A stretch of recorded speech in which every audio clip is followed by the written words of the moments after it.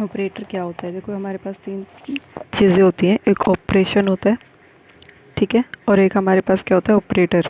Operator में क्या है आपके पास इसमें कि एक सिंबल है, ऑपरेटर सा तो कुछ नहीं है, सिंपल एक क्या है ऑपरेटर। ऑपरेटर एक सिंबल है जो हम दो चीज़ों के बीच में यूज़ करते हैं, जैसे कि ए प्लस बी, ठीक है। जो ए और बी है ये हमारे क्या कहलाएंगे, ये हमारे कहलाएंगे ऑपरेंड। क्या कहलाएंगे? ऑपरेंड, ठीक है। इसको हम बोलेंगे OPEREND, ऑपरेंड, ठीक है। और प्लस का साइन जो है ये हमारा क्या कहलाएगा, ऑपरेटर। क्या कहलाएगा? ऑपरेटर। ए और बी कोई भी अपनी वैल्यू अटेन कर सकते हैं, कोई भी रियल नंबर, कोई भी नंबर, ठीक है। तो ये हमारे क्या होते हैं, ऑपरेटर।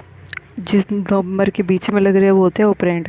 अब हमारे पास ये क्वेश्चन आता है सिंपल एक सीधा, ठीक है, कि डिफाइन ऑपरेटर। ऑपरेटर, ऑपरेशन, इससे लेकर एक पूरा क्वेश्चन आएगा। अगर ऑपरेटर ऑपरेशन का क्वेश्चन आता है तो ये पूरा का पूरा चैप्टर एक ही क्वेश्चन के अंदर लिखना है। इसका कोई ये नहीं है कि इसमें से कोई छोटा मोटा क्वेश्चन आएगा, आएगा तो लेंथी क्वेश्चन आएगा और वो पूरा लिखना है, और बिल्कुल आसान क्वेश्चन है और फ्री का नंबर है, ठीक है। तो देखो सबसे पहला है अर्थमेटिक ऑपरेटर। देखो हमारे जो ऑपरेटर है ना उसके बहुत अलग अलग है। जैसे कि अर्थमेटिक ऑपरेटर होता है, ठीक है, पहला तो क्या होता है, अर्थमेटिक ऑपरेटर। इसके अलावा लॉजिकल ऑपरेटर होते हैं, ठीक है। इसके अलावा यूनिटी ऑपरेटर होता है, बिटवाइज ऑपरेटर होते हैं। तो बहुत सारे हमारे ऑपरेटर्स होते हैं, ठीक है। तो सबसे पहले जो हम ऑपरेटर पढ़ रहे हैं, जो हमारा मेन है, ठीक है, वो क्या होता है, अर्थमेटिक ऑपरेटर। अर्थमेटिक ऑपरेटर में कौन से सिंबल आते हैं, प्लस, माइनस, मल्टीप्लाई, डिवाइड। और ये हमारा किसका सिंबल होता है, रिमाइंडर का। किसका सिंबल होता है, ये रिमाइंडर का, ठीक है। समझ में आ गया? तो ये रिमाइंडर आफ्टर डिवीज़न। तो ये होते हैं। जब भी पेपर आएगा में अगर ये क्वेश्चन आता है तो आपको इसी तरीके से लिखना है, अर्थमेटिक ऑपरेटर, फिर ये टेबल बनानी है, उसके नाम लिखने हैं और उसके एग्जाम्पल देके दिखाने हैं कि ये इसके एग्जाम्पल है, ठीक है। माइनस का एक तो ये ऑपरेटर होता है, ये जो सिंपल होता है ना ये दो तरीके से यूज़ होता है, एक तो सब्ट्रैक्शन के लिए और एक होता है यूनरी ऑपरेटर के लिए। अब ये यूनरी ऑपरेटर क्या है और हमें कैसे पता चलेगा? देखो अगर ये माइनस का सिंबल दो नंबर के बीच में लगा हुआ है तो ये सब्ट्रैक्शन का काम करेगा। लेकिन अगर ये सिंबल किसी एक सिंगल ऑपरेटर के सामने लगा हुआ है, ठीक है, अगर ये सिंबल किसी सिंगल ऑपरेटर के सामने लगा हुआ है तो ये यूनरी ऑपरेटर का काम करेगा, ठीक है। किसका काम करेगा? यूनरी ऑपरेटर का। इसके बारे में यहाँ पे लिखा भी हुआ है, ठीक है, कि किसका काम कर रहा है यहाँ पे, यूनरी ऑपरेटर का। देखो यूनरी माइनस, ठीक है। इसका मतलब क्या है कि किसी नंबर के आके माइनस लग जाना, जैसे कि यहाँ पे है। अब यहाँ पे ये सिंबल कैसे कैसे बनाए हुए हैं एक बार वो और देख लेते हैं। जैसे कि 9 और 2 है, अगर मैं 9 को 2 से डिवाइड करूँगी तो कितना बचेगा, 1, ठीक है। और जैसे -9 है, ठीक है, अगर -9 को अगर हम डिवाइड करेंगे, माइनस का 9 2 से डिवाइड करें तो 2 4 8, तो आंसर कितना आ गया, -1 आ गया। तो रिमाइंडर इस बार -1 होगा, 1 नहीं होगा, -1 होगा। क्लियर है? ऐसे ही अगर मैं इसको देखूँ, ठीक है, तो इसमें क्या है, 2, माइनस का 2 है और अंदर क्या है, 9, ठीक है। तो हमने 4 से कर दिया, 2 4 सा कितना हो जाएगा, माइनस का 8, क्योंकि आगे माइनस है।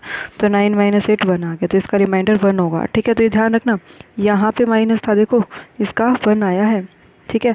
यहाँ पे जब हमारा माइनस था तो इसका आंसर आया -1, लेकिन यहाँ पे जब माइनस था इसका आंसर आया 1। तो इसको आपको रट्टा नहीं मारना है कि भाई यहाँ पे माइनस है तो आंसर माइनस में आ जाएगा, यहाँ माइनस है तो प्लस में आ जाएगा, नहीं। आपको क्या करना है, इसको डिवाइड करके देखना है प्रॉपर, ठीक है। डिवाइड करने के बाद जो रिमाइंडर आएगा वो आपका आंसर होगा, ठीक है। अब आते हैं हमारे एक्सप्रेशन, अर्थमेटिक की ही एक्सप्रेशन कर रहे हैं अभी। एक्सप्रेशन क्या होता है, जैसे कि मैंने ये लिख दिया a + b, ये कंप्लीट मिलके मेरा क्या बन गया, एक्सप्रेशन। तो एक्सप्रेशन क्या है, कॉम्बिनेशन। किसका कॉम्बिनेशन, ऑपरेंड और ऑपरेटर, ठीक है। तो एक्सप्रेशन एक कॉम्बिनेशन होता है, किस किस का कॉम्बिनेशन, एक तो ऑपरेंड का और एक ऑपरेटर का, ठीक है। जैसे कि ये यहाँ पे बनाया हुआ है, ठीक। अब इसमें ना दो टाइप के एक्सप्रेशन होते हैं, एक तो इंटीजर एक्सप्रेशन होता है और एक रियल एक्सप्रेशन होता है, एक फ्रैक्शन वाला, ठीक है। उसमें क्या क्या होता है, जैसे कि अगर इंटीजर एक्सप्रेशन है ना तो आपका आंसर इंटीजर में आएगा। सपोज आपका सॉल्व करने के बाद 4.2 आंसर आ रहा है, तो इंटीजर एक्सप्रेशन में वो आपको 4 ही आंसर देगा, 0.2 शो नहीं करेगा, ठीक है। लेकिन अगर आपका एक्सप्रेशन रियल में डिफाइन है तो वो 4.2 ही आंसर देगा। क्लियर है? तो इंटीजर है तो इंटीजर आंसर आएगा और रियल है तो रियल आंसर आएगा। रियल मतलब अगर आपका 4 भी आ रहा है तो वो सिंगल 4 नहीं लिखेगा, वो 4.0 लिख के देगा आपको, ठीक है। दूसरी बात, इंटीजर एक्सप्रेशन में सिंपल यही है कि जितने भी नंबर होंगे, जितने भी वैल्यूज़ आप लोगे, वही प्लस माइनस मल्टीप्लाई ऑपरेटर तो वही रहेंगे, और जो ऑपरेंड होंगे वो आपके कोई ना कोई इंटीजर नंबर आएगा। ठीक है, 1 2 3 ये सारे के सारे आपकी प्रेसिडेंसी है। जैसे बोर्ड मास हम करते थे कि पहले डिवाइड आएगा, फिर मल्टीप्लाई आएगा, फिर आपका ये जो रिमाइंडर का सिंबल है वो आएगा। उसके बाद आप किसको सेकंड प्रायोरिटी दोगे, प्लस माइनस को। अगर आपकी ब्रैकेट आती है तो सबसे पहले ब्रैकेट सॉल्व होगी। तो ये वही है। ठीक है, इसको आप बोर्ड मास के तरीके से आप सॉल्व करोगे। ठीक है, इन्होंने सॉल्व करके आसानी से दिखा रखे हैं, आप इसको आराम से अपने सॉल्व कर सकते हो। दूसरी बात, अगर आपका ऑपरेटर का क्वेश्चन आता है तो आप ऑपरेटर के क्वेश्चन के अंदर अपना एक प्रोग्राम भी लिखोगे। और प्रोग्राम लिखना बहुत आसान है, प्रोग्राम लिखने में कुछ ज़्यादा बड़ी बात नहीं है। देखो, इसको लिख के देखते हैं हम। ठीक है, तो इसमें हमने किया क्या है, कुछ भी नहीं किया। सबसे पहले आपको पता है कोई भी आपने प्रोग्राम लिखना हो तो #include studio.h तो आपको लिखना पड़ेगा include studio.h stdio.h। ठीक है, फिर आपको पता है उसके बाद आपका मेन फंक्शन आएगा, हमेशा ये चीज़ें चलेंगी। फिर ब्रैकेट। अब आपको इनिशियलाइज़ करना है। अब मेरे को क्या करना है, 1 2 3 मेरे 3 एक्सप्रेशन और मेरे को तीनों एक्सप्रेशन यूज़ करके एक प्रोग्राम बनाना है। तो पहले वाले को मैं नाम दे दूँगी एक्सप्रेशन 1, फिर एक्सप्रेशन 2, फिर एक्सप्रेशन 3। और ये बोल रहा है कि इंटीजर एक्सप्रेशन के लिए करना है, तो इसलिए हम इंटीजर में नाम दे देंगे। ठीक है, यानी कि डाटा टाइप हम अपना क्या डालेंगे, इंटीजर। क्लियर। तो एक्सप्रेशन 1, एक्सप्रेशन 2, एक्सप्रेशन 3 आ जाएगा। फिर जो भी आपको एक्सप्रेशन दे रखे है ना, ये जो भी एक्सप्रेशन दे रखे हैं उनको एज इट इज़ लिख दो कि कोई छेड़छाड़ नहीं करनी। वो क्यों नहीं करनी, क्योंकि प्लस माइनस ऑलरेडी ये जितने भी ऑपरेटर है ये हमारी सी लैंग्वेज में ऑलरेडी पड़े हैं, वो हमें अलग से डालने की ज़रूरत नहीं है। वो ऑटोमेटिक उसको वहाँ से उठा लेगा और अपने आप ऑपरेटर करवा देगा। बस आपको तो क्या करना है, कमांड देनी है कि भाई हमें इसकी वैल्यू को प्रिंट करवा के दो। और वो कमांड हम किससे देंगे, प्रिंट एफ फंक्शन से। ठीक है, तो प्रिंट एफ फंक्शन हमें क्या देता है, आउटपुट देता है। ठीक है, और एक स्कैनएफ फंक्शन होता है। क्या होता है, एक स्कैनएफ फंक्शन होता है जो हमें इनपुट प्रोवाइड करता है। ठीक है, print F output, scanf input. तो हमें क्या करना है कि भाई हमारी फर्स्ट एक्सप्रेशन की वैल्यू, सेकंड एक्सप्रेशन की वैल्यू, थर्ड एक्सप्रेशन की वैल्यू। और हमने यहाँ पे क्या लिखा, %d। ठीक है, %d का क्या मतलब होता है, जब भी डाटा टाइप इंटीजर होगा तो %d आएगा। क्लियर। अगर डाटा टाइप आपका रियल नंबर में है, फ्लोट में है तो %f आ जाएगा, करेक्टर में है तो %c आ जाएगा, इस तरीके से। क्लियर है। तो ये आपका पहला प्रोग्राम है। इसके बाद same as it is float expression है। फ्लोट एक्सप्रेशन में और इंटीजर में सिर्फ एक सिंपल सा फ़र्क है, यहाँ पे फ्लोटिंग पॉइंट आ गए। वहाँ रियल नंबर में नहीं थे, वहाँ पे सिंपल क्या थे, इंटीजर थे। 4.5 की जगह सिंपल 4 था, लेकिन रियल नंबर है तो यहाँ पे आपके पॉइंटों में ही आएगा, 5 नहीं 5.0 लिखोगे। क्लियर है। इसको भी उसी तरीके से आपने सॉल्व करना है और सेम उसी तरीके से इसका भी प्रोग्राम बनेगा। फ़र्क क्या होगा, सिंपल इस चीज़ का और सिंपल इस चीज़ का। ठीक है, एक्सप्रेशन होंगे वही, बस वहाँ इंटीजर डिफाइन किया था, यहाँ हम फ्लोट डिफाइन करेंगे, %f लिखेंगे। ठीक है, मिक्स्ड मोड एक्सप्रेशन क्या होता है, जिसमें दोनों तरह के होते हैं, जिसमें आपका रियल नंबर भी आता है और इंटीजर भी आता है, उसे हम मिक्स्ड मोड कह देते हैं। बट मिक्स्ड मोड इतना इंपॉर्टेंट नहीं है जितना इंटीजर और फ्लोट का इंपॉर्टेंट है। ठीक है, अब आती है बात कि सबसे पहले ये देखो कि आपके पास एक प्रोग्राम है, ये प्रोग्राम आपका इम्पोर्टेंट है, यहाँ से आपके मेनली प्रोग्राम शुरू होते हैं। मतलब इम्पोर्टेंट इन द सेंस आपको बनाने आने चाहिए। ठीक है, जैसे कि आपको पता है सेल्सियस फ़ारेनहाइट का एक फार्मूला दे दिया, तो इस प्रोग्राम का मतलब क्या है, इस प्रोग्राम का मतलब ये है कि आपको एक फार्मूला दिया गया है, उस फार्मूले के बेस पे आपको बनाना है। ज़रूरी नहीं है फार्मूला सेल्सियस और फ़ारेनहाइट का ही हो। फार्मूला स्क्वायर का एरिया निकालने का हो सकता है, फार्मूला आपका पैरामीटर निकालने का हो सकता है, फार्मूला आपका कुछ भी निकालने का हो सकता है, कुछ भी।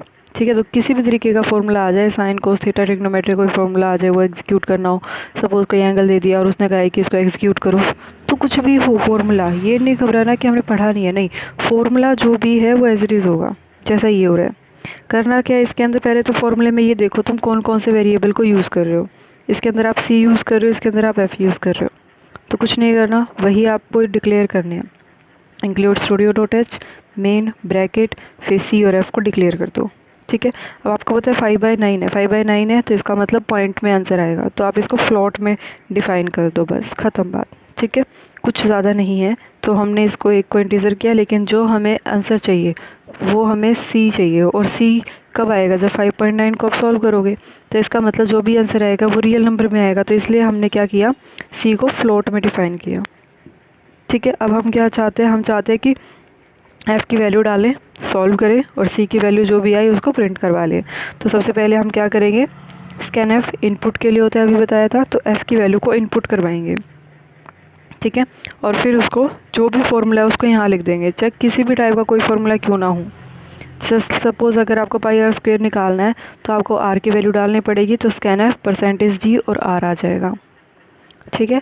फिर फॉर्मूला आ जाएगा और फिर आप सी की वैल्यू को प्रिंट करवा लोगे कि सी की वैल्यू मेरी ये है। बस ध्यान रखना जो इंटीजर में है वो इंटीजर के अकॉर्डिंग आएगा और जो आपका फ्लोट में था उसका फ्लोट के अकॉर्डिंग आएगा, ठीक है। ये आपका एक एंड ऑपरेटर होता है। ये एंड ऑपरेटर किस लिए होता है? मेमोरी लोकेशन के लिए। किस लिए होता है? मेमोरी लोकेशन के लिए। वाइवा होता है ये आपका प्रैक्टिकल, ठीक है। वाइवा के अंदर ये सारे क्वेश्चन पूछे जा सकते हैं, तो ये छोटी छोटी चीज़ें इंपॉर्टेंट है। वाइवा होगा आपका, प्रैक्टिकल होगी जो, ठीक है, वो आपने लास्ट टाइम देके भी देखा होगा। तो वाइवा में क्वेश्चन छोटे छोटे पूछे जाते हैं, तो आपको ये नॉलेज होनी चाहिए सी लैंग्वेज की। ये एंड ऑपरेटर क्या होता है? मेमोरी लोकेशन के लिए होता है, क्योंकि हम यहाँ इनपुट करवा रहे हैं। और फिर क्या है नेक्स्ट? आपका टाइप आता है रिलेशनल ऑपरेटर, यानी कि आपको क्या दिखाना है इसमें? रिलेशन दिखाना है कि कोई चीज़ आपकी बड़ी है, छोटी है, इक्वल है, greater than equal to, less than equal to, not equal to. ये नॉट इक्वल का साइन है, ठीक है, ये नया होता है, मोस्टली ये हम मैथ्स में यूज़ करते हैं। और हाँ, ये ध्यान रखना, आप ऐसे नहीं लिखोगे, इसको ऐसे लिखोगे, ठीक है। ये करेक्ट है और ये रॉन्ग है, समझ में आ गया? तो ये रिलेशन ऑपरेटर है। अगर इसका जो आउटपुट होगा, देखो इसका क्वेश्चन आपसे पूछा जाता है कि रिलेशनल ऑपरेटर का आउटपुट कैसे आएगा। उसका आउटपुट ट्रू या फॉल्स में आएगा, ठीक है। या तो जो चीज़ पूछ रहा है वो ट्रू होगी या फिर वो चीज़ फॉल्स होगी, दैट्स इट। समझ में आ गया? तो ये रिलेशन ऑपरेटर था। रिलेशन एक्सप्रेशन कौन सा हो गया? वो रिलेशन, यानी कि एक्सप्रेशन हमने अभी पढ़ा था। एक्सप्रेशन क्या होता है? ऑपरेंड और ऑपरेटर का सिंपल कॉम्बिनेशन। अगर आप ऑपरेटर जो यूज़ कर रहे हो, यानी कि सिंबल जो यूज़ कर रहे हो, वो रिलेशनल सिंबल यूज़ कर रहे हो, तो वो रिलेशनल एक्सप्रेशन हो जाएगा। उसके बाद ये आपकी प्रेसिडेंसी है। फिर क्या है next? Logical operator. Logical operator ये है, पहले एंड ऑपरेटर, और ऑपरेटर, नॉट ऑपरेटर, ठीक है। ये इसकी टेबल है, ये टेबल इसमें इंपॉर्टेंट है। एंड जब ऑपरेटर बनाओगे तो बाकी सब की ज़ीरो आएंगे, ध्यान रहे। अगर दोनों 1 1 है ना तो ही एंड में 1 आएगा, अदरवाइज़ नहीं आएगा। एंड यानी कि दोनों 1 1 होने चाहिए तो ही 1 आएगा, अदरवाइज सब में क्या आ जाएगा? 0 0 0। और ऑपरेटर क्या कहते हैं कि दोनों में से किसी एक के पास भी 1 होगा ना तो भी आ जाएगा। 1 और 0 का मतलब क्या है? 1 का मतलब है ऑन और 0 का मतलब क्या है? ऑफ, ठीक है। तो और ऑपरेटर कहता है कि कोई एक भी 1 होगा ना तो भी मैं 1 दे दूंगा, दोनों 1 है तो फिर तो 1 आएगा ही आएगा, ठीक है। और नॉट ऑपरेटर का क्या होता है? नॉट ऑपरेटर उल्टा कर देता है, ठीक है। जैसे कि इसने लिखा है not of A, not of A, ये ऐसे सिंपल है, नॉट ऑफ ए।